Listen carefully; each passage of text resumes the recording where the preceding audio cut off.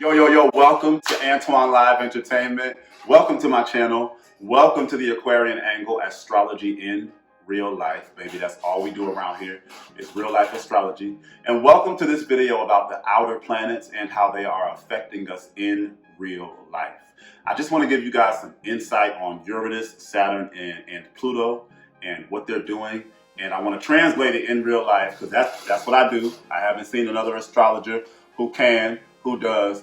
But I feel like it's integral to understand because when I hear astrologers talking about the outer planets, it's this romanticized, vague, incomprehensible bullshit that I be like, child, shut up, okay? But I want to start with Saturn and Pisces. Saturn and Pisces, this is linking our mental health issues, our addictions, and our traumas to our life building. Okay, I've been crying on the phone to my dad, like this damn astrology business. I'm looking at 65 years old, and I'm realizing that some of my depression, some of my traumas are inhibiting my ability to build life. I'm a Neptune in Capricorn. That's generational. Okay, that's just like Saturn and Pisces. They're mutually receptive. Okay, Neptune rules Pisces, Saturn rules Capricorn. So Saturn and Pisces, it has us realizing what mental health issues, what abuse, what traumas, what addictions are inhibiting us from attaining that Saturn ruled midheaven. Okay, we are focused on we're getting put on pills, we're taking mental health therapy, but it's all that combination. This is all real life energy. When you associate Saturn, and I don't give a damn about what's in fall, what's in detriment. Like all these transits are needed for all of us right now. We're going to need these transits differently. They're all going to affect our lives differently, but we need them. So Saturn and Pisces, it's having us dig up the traumas. It's materializing. Pisces is all about, we paint it to be all about confusion and escapism. No, baby. A Pisces will come in and bust the boundaries because they've inherited everybody's trauma. Okay, they've inherited everything. They've materialized the room. Okay, sometimes a Pisces will be the most aware thing in the group. Okay, so we're becoming aware of our traumas, of our addictions, and the abuse that's inhibited us. This also has parents in the hospital, especially if you are a Pisces. Okay, parents in the hospital. We're building boundaries with our parents. Parents are building boundaries with their children. I have a chart holder. Her son is 17 years old, and she just unlinked their phones. Boundaries, building boundaries between parents. Parents building boundaries between kids. All the kids dealing with this LGBTQ stuff, wanting to transition, LGBTQ, and all of that is ruled by Pisces. I think I said parents in the hospital, building boundaries with your parents. Parents realizing how your parents have affected your mental health. You as a parent, you realizing how you're affecting your kids' mental health. You realizing how your parents' mental health issues are affecting you or how they're affecting your life as a parent. And let me tell you, Saturn and Pisces is getting Capricorns together, and it's getting Pisces people together.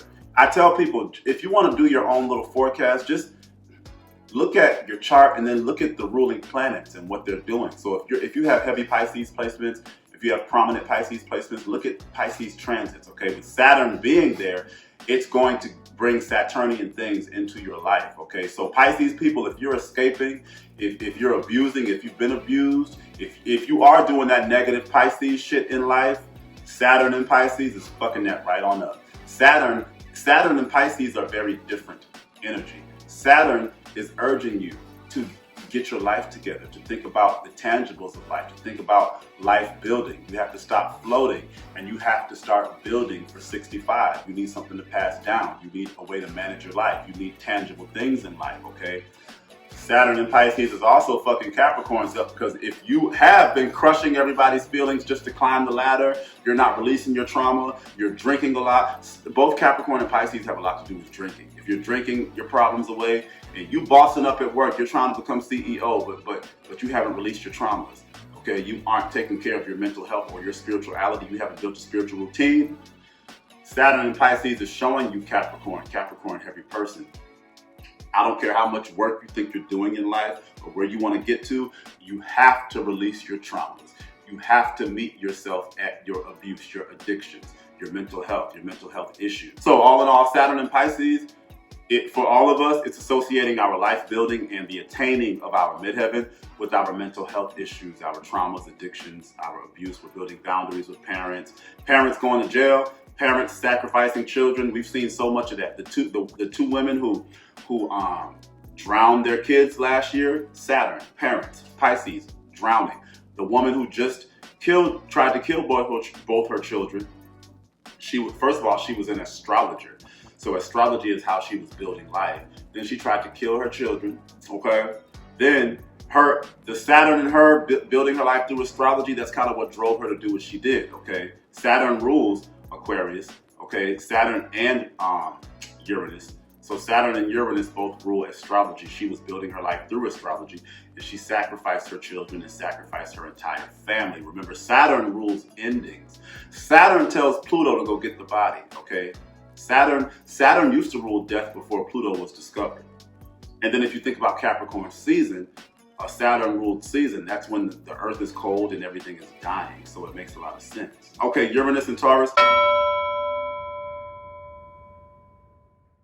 Uranus has been in Taurus for like 5 or 6 years, but all these BBLs and all this lip shit and what do you call fillers and all that, Uranus and Taurus. Uranus represents what everybody is doing, and Uranus represents how everybody is elevating, okay? Uranus is opposite the sun. The sun is how we're performing at the best of our ability. The sun is how we're standing out. The sun is the best performer in the world, period.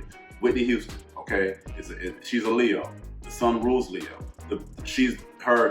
Her version of the Star Spangled Banner is the benchmark. Leo is the benchmark. Leo will be the benchmark, period, okay? It pisses people off, but that's what Leo is.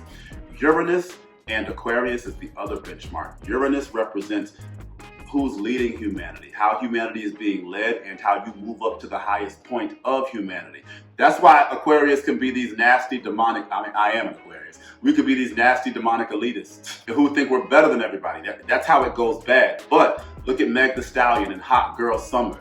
Look at Farrah Fawcett and that hair in the 70s. Everybody wanted that hair. Aquarius rules the future, okay? A lot of times we know we set the trend. We're ahead of the trends. We'll be villainized for shit we're doing when everybody's going to be doing it in 5 years. But Uranus tells us how we're elevating and moving up. You got to get you a BBL to move up. BBLs, fillers. That's how you elevate yourself. That's how you become a part of the higher echelon of society right now. That also has a lot to do with detaching from our physical emotions. Shocking physical emotions coming to your body. Taurus is everything visceral, physical emotions. Uranus is shock. Uranus is the higher mind. Uranus is your level of genius, okay? Taurus is rest, housing. We've had houses and salaries. Taurus is salary, a job. We've had houses and jobs snatched from under us. Okay, a lot of us are focused on moving up as it pertains to housing and job life. And then Aquarius people, if you look at Uranus, for the past 5 or 6 years, you've been dealing heavily with housing, food, home decor. I'm a triple Aquarius. My mother is an Aquarius. For the last 5 years, she done bought a house, sold a house. She had issues with her house loan. I was homeless. Then I got an apartment. I was arguing with my dad because he wouldn't co-sign for my apartment. Aquarius people have been dealing with housing, food, home decor, rest, your physical feelings for about 5 or 6 years because Uranus rules us. Now, we're ruled by Saturn and Uranus. So Saturn being in Pisces now is kind of compounding all that physical feelings. We have so much coming to the body, so much trauma and mental health stuff, Pisces, coming to the visceral parts of our bodies for us to let out viscerally. And then we have Pluto in Aquarius. Pluto's gonna be there for about, 20 years? But Pluto is death. Pluto is the power of money, other people's money. Pluto has a lot to do with how we are all feeling our power. With Pluto in Aquarius, Pluto is also investigation and transformation. As soon as Pluto went into Aquarius, I started losing friends. I started realizing the real about some of my friends. My Aquarius friend, Aquarius Sun, Aquarius Mercury friend, she lost a friend in the hospital, okay? It's all symbiotic. Saturn is in Pisces. Pisces is the hospital. Saturn rules Aquarius. But Pluto being in Aquarius, this is how astrology works. You have, with Pluto in Aquarius, I immediately look at Uranus and Saturn, okay? With Pluto being Aquarius, we will be losing friends, okay? We will find our friends lied to us, friends stealing. But as a whole, our friendships are being transformed. We're investigating friends. We're also giving friends money, helping friends out with debt. You have Pluto, the power of money, okay? Pluto is what you pay for. Pluto is debt, okay? As an Aquarius, I've had actually an Aquarius Mercury, an Aquarius Mercury Taurus South Node in the 11th Aquarius ruled house. I've been helping him with money. I've been helping him with food. I've been Aquarius, we've also been with Uranus and Taurus, we've also been humanitarians as far as housing, food, and money is concerned. But with Pluto in Aquarius, remember Pluto rules Scorpio and it's opposite Taurus. Pluto is what you pay for. Pluto is debt. Pluto is transformation. So our friendships have been transforming. We've been losing friends. Friendships have been dying. But we've also been giving our friends money. We've also been emotionally protecting our friends. We've had friends who are getting divorces, friends who have found somebody, friends getting married, friends passing away. Neptune being in Pisces. Neptune's about to move into Aries, but Neptune being in Pisces, that's like a double dose of Pisces, okay? They both rule water incidents, deceit, mental health, pills, prescription, pharmacy, abuse, addiction. So a lot of the weird stuff that's been happening with people killing their kids killing parents, all the LGBTQ, all the trans stuff, it could be supported by Neptune and Pisces too.